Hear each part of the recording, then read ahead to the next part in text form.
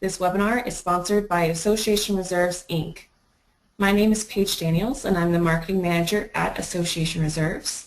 I'll be serving as your moderator for today. In the course of preparing thousands of reserve studies each year and speaking at webinars on a monthly basis, we are aware we are actually in the education business. We help our board and manager clients understand what it costs to prepare successfully for the future and how to accurately keep the homeowners informed. We recently sent out an email survey asking what questions you have about reserves, and this session is the result of your questions. Robert Norlin, founder and CEO of Association Reserves and a veteran of 27 years in the reserve study business, is going to spend a few minutes with you and literally go down that list, answering the questions you've submitted.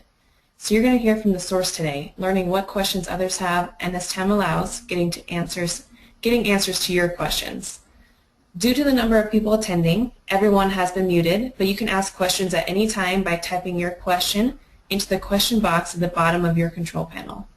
We'll start our Q&A time at the end with some questions that have been emailed in, so type your questions and we'll get to as many as time allows.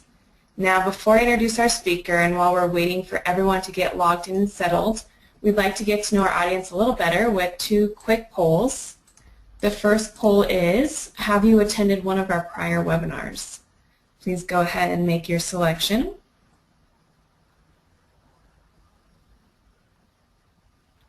Great. And it looks like we do have some new people with us today, so welcome. Our second poll is, what is your role in the world of association-governed communities? Please go ahead and make your selection.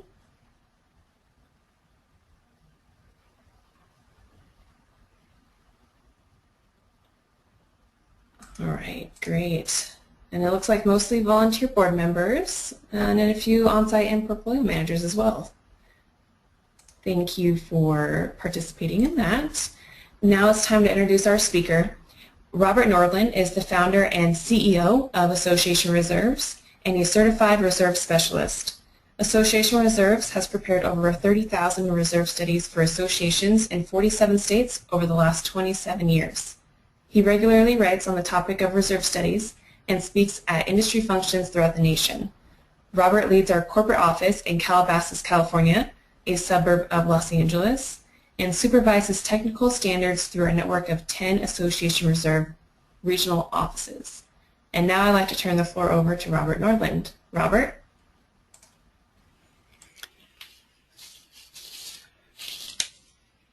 Well, Paige, thank you very much, and hello everyone. Thank you for joining us for today's webinar, and especially a big thanks to all of you who've submitted questions. I've got a pretty long list here to work with. I think I counted about 68 questions. So I've got a long list of questions to address. A lot of them end up being relatively similar, so I'll answer a number of them with some generalized answers, but there's no way I'm going to be able to get to all of them in today's session.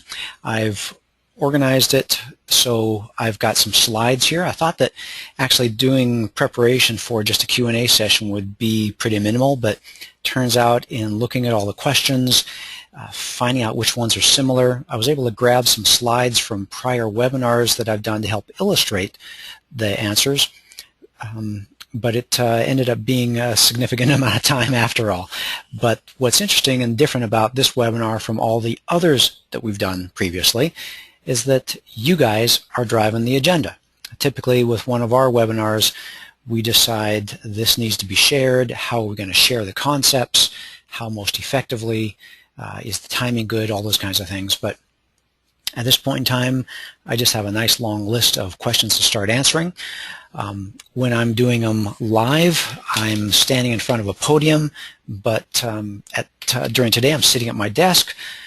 You can't see me, but let me do what I can to see you. So you will have a kind of a control panel or a dialog box likely on the right side of your screen. It will look something like this. So just to show me that you're with me and listening, what I'd appreciate if you could click your hands raised icon. It's a little icon that looks like a hand that the arrow is pointing to. So raise your hand raise icon. Let me see that you're with me today and ready to go. Oh, wow. page. They're quick.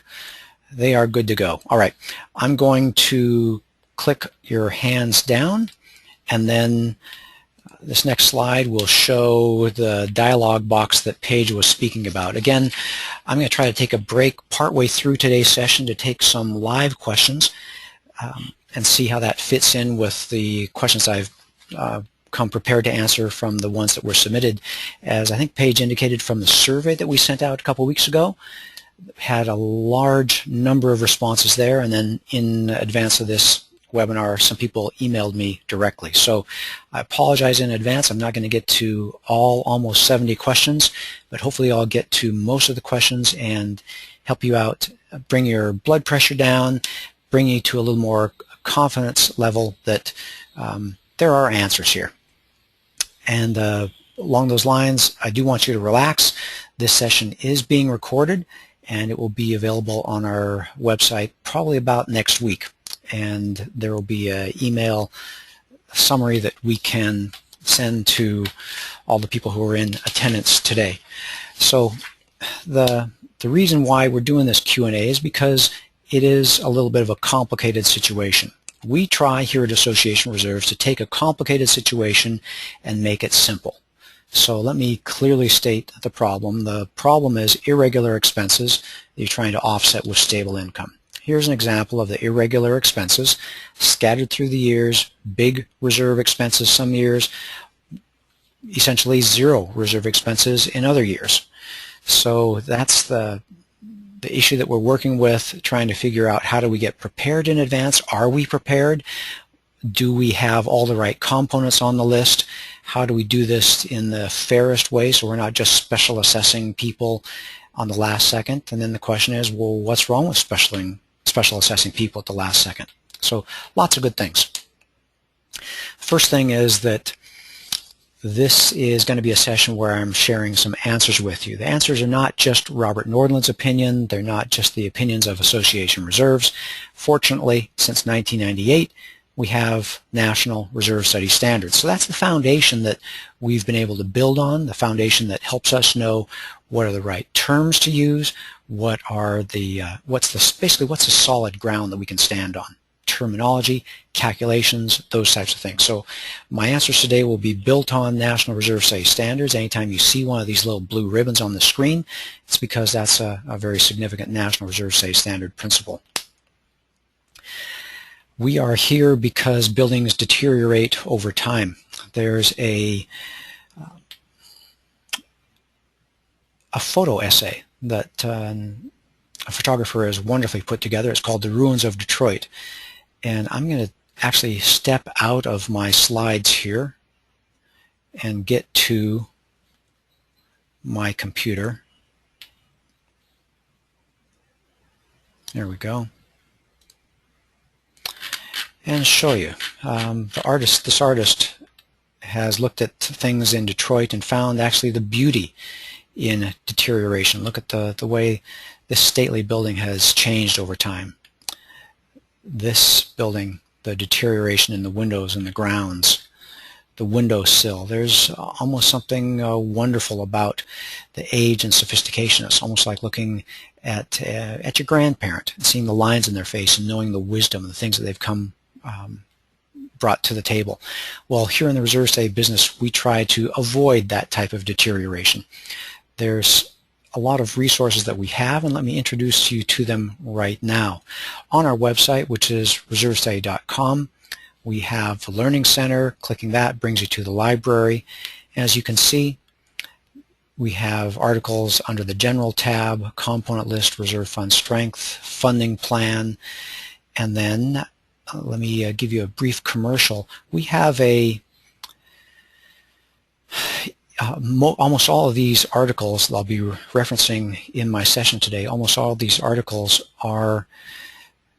originate from our monthly newsletter. And you can sign up for that newsletter by, again, going to our website, and on the right-hand side of the page, and for some reason I'm not getting it, of course, having a webinar situation here. There we go. Join our free emailing list. Our next newsletter is going to come out, I believe, tomorrow. So if after the session today you sign up for our email list, you'll get the latest articles that we send out. And again, it's a tremendous resource. I'll be drawing from them in my comments today. There are, as I said, wonderful articles. You may have come to this webinar today by signing up on our webinars page. And another very important resource is the session outlines that we have, not only the video recording, but the session outlines. We have all the Q&As after each session here, and it's a great little PDF document. The last one we did was on budgeting effectively with Julie Adaman, and tips that make a difference with Bob Gourley. Just some tremendous resources that we have that we're able to share, and especially I want to encourage you to look at these session outlines. So some good stuff that we have here on our website. Let me get back to the presentation, and then a few just general principles, and this will be part of my answers to many of these questions. Why do we do reserve studies? What are reserves all about? Well, this is what we're calling the 4 reserve rules. Expenses always occur. You're never going to be able to dodge deterioration. The board is responsible to manage the deterioration at the association, to offset it. Often it says that literally in the governing documents, to care for the common areas, to collect the appropriate amount of funds, etc.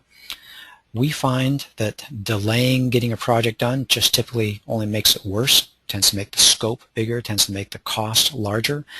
And the 4th reserve rule is that owners always get stuck with the bill. There's no magic tooth fairy out there or fairy godmother.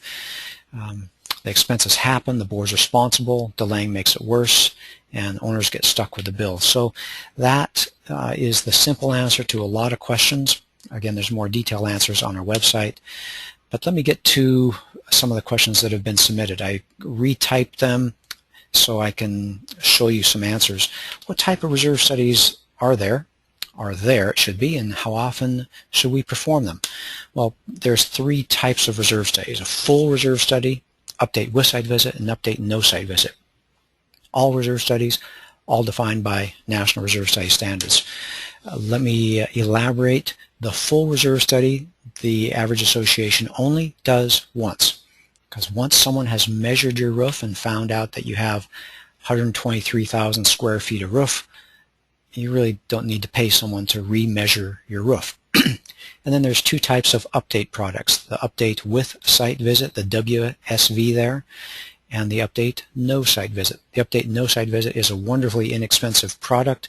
It allows you to update the status of your components and reserve balance, reserve contributions, all those kinds of things very inexpensively on an annual basis. The with site visit is a great product every few years, so that the typical association ends up alternating between with site visit and no site visit updates in the future. Now, let me make sure you know I have my educator hat on here. What we've learned, and majority of our clients here at Association Reserves are what we call annual clients. They hire us each year. When we're doing annual updates, the news that we share with a client is just a tweak, an adjustment. Their reserve balance has changed a little bit. The paint is deteriorating a little quicker. The asphalt roadway is a little more expensive. The deck is perhaps lasting longer than we expected. Just tweaks. When we do a reserve study every year, an update every year, and that's whether it's a WSV or a NSV, a no site visit. When a client only hires us every third year, and when they do that, it's typically a with site visit, what we find is it's a significant amount of changes that we're finding and recommending. What we find when the client only hires us every 5th year, or even less often than that, what we find is it's basically a rescue operation. They've drifted so far off course that we're often recommending special assessments and significant adjustments. So as an educator, again, just telling you what we observe is that associations that are updating their reserve information every year, whether it's a no-site visit or with-site visit, they're getting nice little adjustments and they're staying tuned. Those that wait every 3 years or every 5 years tend to drift and need a rescue. So that's an answer to the question, how often?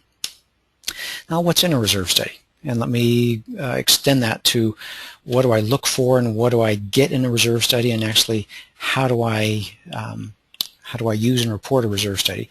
We've got full webinars on this topic, but let me answer that quickly. Reserve study comes in 3 parts. There's the component list, that is the scope and schedule of your reserve projects. We call it the foundation that the rest of the reserve study is built upon. There's a calculation of reserve fund strength that basically answers the question, do we have enough? And there's the recommendation for a funding plan. Now, the way these 3 work together is that the component list, as I indicated, is the foundation. These other 2 are calculated. Reserve fund strength is calculated on the component list, their status, and the amount of cash the association has in the bank. The funding plan is calculated based on the component list and how much money they have in the bank. Another way to look at this, and I don't have this chart, is how a reserve study is used. The component list that is kind of aqua color there, the foundation, that's a disclosure. That's something important for your homeowners to see and know. Reserve fund strength is also a great disclosure. It tells your association members how prepared you are, what your risk is for special assessment, gives you an indication of have the prior owners, which may be some of the current owners, have they paid their fair share? And again, that's a disclosure. The funding plan, the 3rd part, is the only thing that's an actual recommendation for action, something to do. So that's how I see the reserve study. It may be a 50-page document with tables and figures and lots of information, pictures perhaps if it involves a with-site visit or on-site inspection. But this is the 3 things. These are the 3 things that you look for. Reserve component list will look like this. Let me just explain the acronyms. Useful life stands for, UL stands for useful life. RUL stands for remaining useful life. So, for instance, in the first line item, pool furniture, it's the kind of project that you turn around every 5 years, and it has a remaining useful life of 0, meaning that it's depleted its entire life and it's time to be replaced. So this association should plan to spend something on the order of $4,600 to replace this component this year. Next year, you can see they got a building repaint project. 2 years down the road, asphalt resurface, things like that. According to National Reserve Study standards, this is the information you need, and it starts with a remaining useful life of 0 for projects that need to occur in what we call the initial year.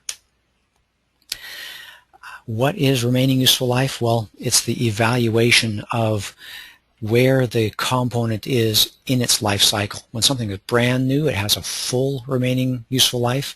When something is old and needs to be replaced, it has a 0 remaining useful life. And then in the years in between, it's somewhere in between. Now, it may deteriorate on a real regular scale. There may be some bad weather or harsh wear, or may be a surprise. It may deteriorate faster than expected due to a poor quality of material. We may have assumed it was going to last 10 years, but after a few years we find out a better estimation that of useful life is not 10, but perhaps 7 or 8 years useful life based on the material. So there's time, there's material, there's weather, there's usage factors, a lot of things that go into this combination that help us determine what the useful life is and what the remaining useful life is for a component. Okay, scope of your reserve components is which ones they are and how expensive they are. Schedule is just literally the cycling of how often, which is useful life, and where it is in the cycle, which is remaining useful life. And these cycle over and over and over. So in a typically you'll get a 20 or 30 year reserve expense plan, and you'll see multiple cycles of these components. They don't just occur once. They occur over and over and over again. Okay, second question, second part of the reserve study, a key question: do we have enough? Classic question. Fortunately, there's a good answer to this. It's a little bit difficult to answer because you can imagine an association needs a different amount of money the year before a big roof project than the amount of money they need the year after a big reserve project. But that's all part of National Reserve Study standard calculations. You can see it as, has the association set aside enough to keep up with ongoing deterioration? We measure that once a year, calculate it. It's called the percent funded. And with that percent funded, we're able to report very clearly, does the association have enough to take care of its reserve projects, basically to get your reserve components done in a timely manner. When an association is in the 70 to 130% funded range, they have, as is shown here, a low risk of special assessment. That's a great place to be. On the other hand, if an association has a percent funded that's in the 0 to 30% range, it means they have, relatively speaking, very little cash compared to the deterioration that's all around them. And as you can imagine, that's a time when they have high exposure. Quite often those associations have special assessments. This is what the data actually shows. The percent funded is shown along the bottom. So on the left are associations with a low percent funded, 0 to 30%. Associations on the right have a strong percent funded, above the 70% level. What we're showing here is the incidence of special assessments. You can see that special assessments, to no one's surprise, are pretty common when you don't have much reserves on hand. And as I indicated earlier, that all varies from year to year, but fortunately the calculations are stable and they report it pretty accurately. And as you can see, special assessments are rare when the association is above 70% funded. I'm going to show it a different way. We can show it as far as good, fair, poor. Good is in the 70 to 130% range.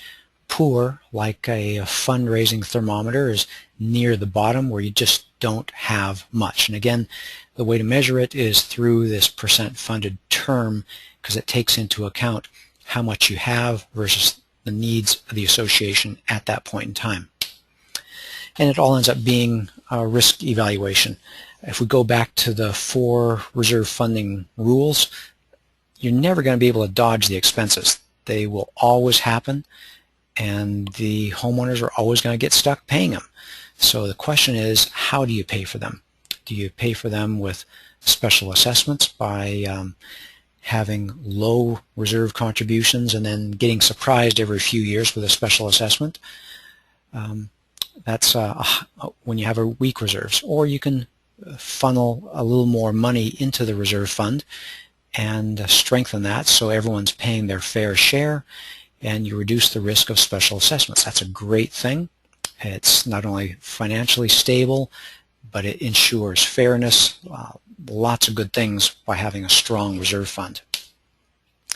And so that's a matter of board making decisions. One of the ways an association uses a reserve study. As I indicated earlier, you use it partially as a disclosure document to tell the homeowners the condition of all your components, what you're funding for. And if you remember that reserve component list that I showed, it showed the pool furniture with a remaining useful life of 0. And as we're recording this webinar in August, if you've got old pool furniture and you're a board member, you're probably hearing about it from your homeowners. If you've circulated the reserve study, they know that the pool furniture is going to get replaced next year. And it's on schedule, and you can tell them, yeah, no worries, just make it through September or so, and we'll be able to toss that stuff and get new stuff next year. So the other thing is to use the reserve study as a budget tool for the board members. How much should we be setting aside? and our goal is to encourage you to be in the just right zone, well above the inadequate zone, the not enough, and below the too much. There's no reason to be giving the association more money than you have to. We have a regular question, and a number of people asked it, how am I doing? Or how do you know how I'm doing compared to others? Well, the answer to that is about 30% of associations, represented by the little greenhouses here, about 30% of associations in the country are well funded. They're in the 70 to 130% range. The stereotype, you know, is an association that doesn't have enough money, that's struggling from one project to another project, a few special assessments here and there.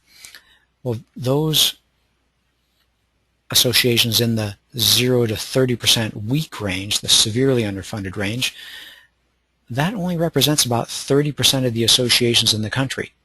We hear about it so often because those are the ones that get the press, they're making the noise, they are the ones that, I should say, make the news. But severely underfunded only comprises about 30% of the associations in the country. 40% of the associations are in the middle range. They're doing okay, not quite to the strong range. They may have a special assessment if some unfortunate circumstances happen, but again, the majority of associations in the country are in this 30 to 70% middle range.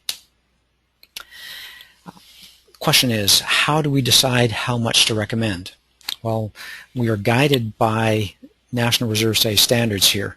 There is this thing we call the 4 reserve funding principles. We are to create a multi-year funding plan that provides for sufficient cash to meet the needs of the association, provides a stable contribution rate over the years. Basically, that means not supposed to be special assessing as needed, but providing sufficient cash on a stable, ongoing basis, trying to distribute it evenly over the ownership base, meaning last year, this year, and next year, and being fiscally responsible, giving the board a plan that they can confidently stand behind. And I want to make sure you all know here, there's a couple of secrets of success that I want to share. For those associations that do find themselves in the underfunded, the fair range, or the severely underfunded range, you probably got there on a long journey over the course of many years. Typically, you don't wake up and find yourself severely underfunded. What we've been promoting recently, a tool for success, is what we call a $10 solution. And that's a multi-year plan to get you out of this jam. You don't have to do it all at once. That's likely stronger medicine than the association can actually take. $10 solution amounts to increasing your dues, homeowner dues, $10 a year for the next budget year, and putting that entire additional $10 into reserves, $10 per month per homeowner. Do that for 2, 3, 4, 5 years. Gradually be building up the amount that you're contributing to reserves on an ongoing basis. If the average association in this country did this, special assessments as we know them in this country would go away. It's that simple. This is, you almost might be able to say, the vaccination to cure the disease of special assessments. The $10 solution. If you can't see your way out of trouble, increase your homeowner dues by $10. Put that all into $10 per homeowner. Put that all into reserves, and take a year, screw up the courage, do it again, and do it again 2, 3, 4, 5 years as necessary. That'll be just a fantastic thing. We had a number of people ask particular questions about components at their association. Does it belong in the reserve study? That had to do with plumbing. Let's see, there was one on a lake system, another one with a golf course, another one with roofing components. It all boils down to the same answer. And the same answer, again, is found in National Reserve Study standards. It needs to pass a 4-part test. There's no magic master wisdom list. It is just a 4-part test. So if a component is a common area maintenance responsibility, meaning not the maintenance responsibility of the management company, the developer, or individual owner. If it has a limited useful life, meaning it's deteriorating over time. If it has a predictable remaining life, meaning you can see where it is on the scale and you can see the end coming. And then number 4, is it above a minimum cost? So work those 4 questions together. It's the 4-part test. If you get a yes to all 4 of those answers, then it should appear on your reserve study. Let me give an example for the question about plumbing. If you don't know, well, plumbing in the wall for a condominium is common area. Many plumbing systems have a limited useful life. Unfortunately, not all. So this is kind of a maybe in the limited useful life. We have some very old clients that have not replaced their plumbing, and that gets to us question number 3. Are you predictably able to see where you are on that deterioration scale? If you can't put a number to it, you can't put it in your reserve study. It's just that simple. So you have to be able to identify it well enough to put numbers to it for it to fit into your reserve study. Paige, that kind of gets me to a stopping point. That was a good block of questions. Anything particular that I've overlooked, or you have an interesting one from one of our attendees at this point in time? Well, there was one question that kind of goes along with, it does go along with what you were just talking about. Can you clarify a little more, when you have repairs, when does it come out of reserves or operating? Good. Okay, let me go back to that test. If the classic, well, let me go back to pool furniture. If you have 20 chairs and lounges, if you're going to replace them all at once, 20 chairs at $250 a piece, it's going to be $5,000. For the average association, that's above a minimum cost. It's common area. It's limited useful life. It's going to deteriorate over time in the sun. It has a predictable remaining life. They're out in the sun. People use them. They deteriorate. And $5,000 is, for most associations, a significant number. So that is an illustration of how it passes the test. Now, let's say that another association across the street replaces their patio furniture on or their pool furniture on a piece-by-piece basis. So yes, it's common area responsibility, has limited useful life, has a predictable remaining life, but if they replace one piece at a time here and there, then that's below a minimum threshold cost and it becomes an operational project.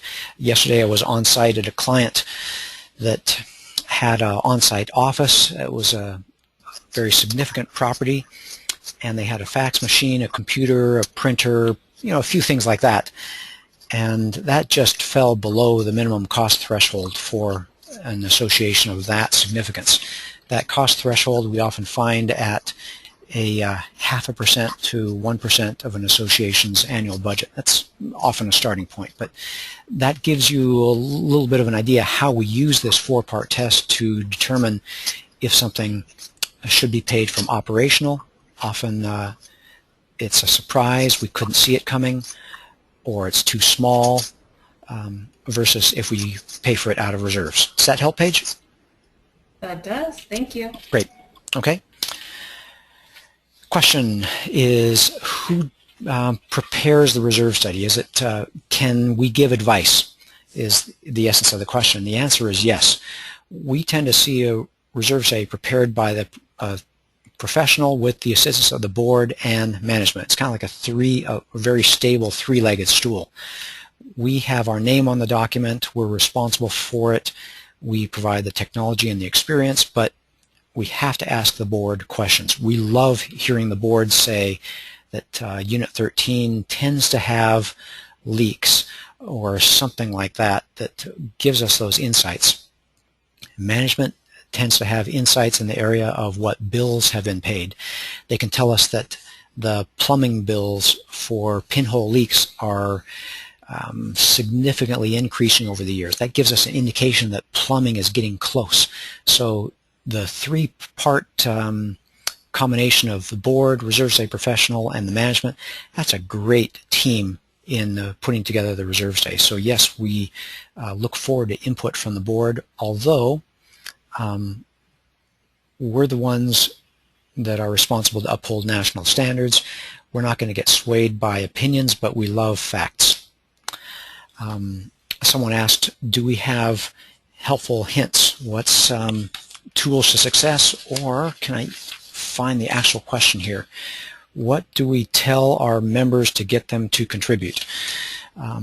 The tip that I can share with you that I can't emphasize enough is that in the past, reserve contributions have been characterized as the money the association needs to set aside for the future. And I want to tell you that is so wrong, and that is so much a problem. You're going to have a lot of success, and the associations that do have a strong reserve fund use this kind of terminology. They talk about reserves being necessary to offset ongoing deterioration. Because if you're always talking about the future, people are going to tend to ignore you. They're going to say, well, let's let someone else in the future worry about it at some future point in time. If you can focus on the here and now, saying this is what's deteriorating at our association, and this is how everyone pays their fair share, and this is what we need to contribute this year to offset ongoing deterioration so our situation doesn't get worse, you're going to have a whole lot more success. So that's my simple, if I had one lesson to share, that's the lesson I would share, and I share it over and over and over again. Don't talk about reserves in terms of the future. Talk about reserves in terms of offsetting ongoing deterioration. Okay, question, can we waive reserve contributions? A specific question for our Florida listeners. They have, actually we have a couple of documents on this on our website. Again, in our Learning Center library, we have some state-specific resources, a couple of Florida-related articles about waiving reserve contributions. Do I have, yeah, the backup to this is back to the 4 reserve rules. You can waive your reserve contributions, but all you've done is doom your association to special assessments and deferred maintenance. And if that's what the board wants to do, that's what the board wants to do. I think all they're doing is being irresponsible. I think it's going to be hard to prove otherwise. Delaying typically only makes the expenses bigger, and the owners are going to end up paying for it anyway in terms of a special assessment or lower home values. And so yes, they can do it, but as my mom would say, it's cutting off your nose to spite your face. It's not a wise decision. Question, what's the difference between maintenance and capital reserves? Another version to that question is, can we pay for tree trimming, or can we pay for painting out of reserves? And the answer is absolutely yes. An article on our website under related fields and the budgeting will give you an article or two, I believe, by some prominent CPAs, but it all has to do with the tax form that you file. The most popular tax form out there is the 1120H. If you file that tax form, then the IRS doesn't know or even care what the composition of your reserves are. If you file the 1120 form, then the IRS will want to know the composition of your reserves, but they don't say that you can't reserve for painting. It just needs to be treated differently. And that's something your CPA can adjust for. No big deal. So the bottom line is run your association the way it needs to be run. Run it with successful principles. And that means run, if you're trying to have success in reserves, run your reserves based on National Reserve Study standards, not IRS principles. Obviously pay your taxes based on IRS principles, but don't run your reserves based on IRS principles. Do we allocate for each component? We find so many of our associations spend countless hours contributing to each of their 27 reserve components each month and worrying about the balance of that component and is it enough? Well, the answer to that is no, just don't do that. See your reserve fund as one entity. Have some charts downstream that will maybe illustrate that if I have some time. Another question, how do we forecast the scope, basically the timing and scheduling of a project? It's based on our experience. It's based on our observations. That's one of the values of having an expert in the field working on your association. I was at a property yesterday looking at asphalt, looking at roofing. That's all we look at. That's all we do. I want to say all day, every day. This is the field that we're in. We are good at seeing what good asphalt looks like, what old asphalt looks like, what good paint looks like, old paint, etc., etc. So it's based on experience, age of the asset, our experience, and the experience of our clients in similar geographic areas, the kind of things that they're paying for. We had another question about if their manager can prepare the reserve study. Well, let me answer that in a little bigger sense. Yes, your manager can prepare the reserve study. There's some specific problems with that. The manager has a vested interest in maintaining the management contract, so there's no independence. You can imagine it's going to be very tempting for the manager to want to try to make the reserve contribution work and to make sure the percent funded looks like it's always moving in the right direction, not the wrong direction. So the manager may have some of the skills, but the critical flaw is they lack independence. If you're going to get a reserve study, like I said with taxes, do your reserve study with a reserve study expert. Get a tax person to do your taxes. Don't cheap out and get just the cheapest way to get something done. There's a lot of other credentials out there. There's a professional engineer, there's a contractor, there's an architect, some really substantial credentials out there. But again, they're not in the business of looking at life cycles, knowing how to manipulate the right calculations, making sure that they're not creating more problems than they have to start with. And a volunteer, the classic problem with that is just getting it done and getting it done right. So pros and cons, hopefully I've answered that question pretty clearly. I want to touch on this. Now I'll pass that. Everyone has to afford it. Business judgment rule, we have an entire webinar dedicated to that. You'll see that on our webinar page. Basically, this helps you, the board member, make decisions that keep you safe and out of litigation trouble. And this is important when you're caught between a rock and a hard place, when you have to raise the homeowner assessments, but you're afraid to because you don't want to push more people into delinquency.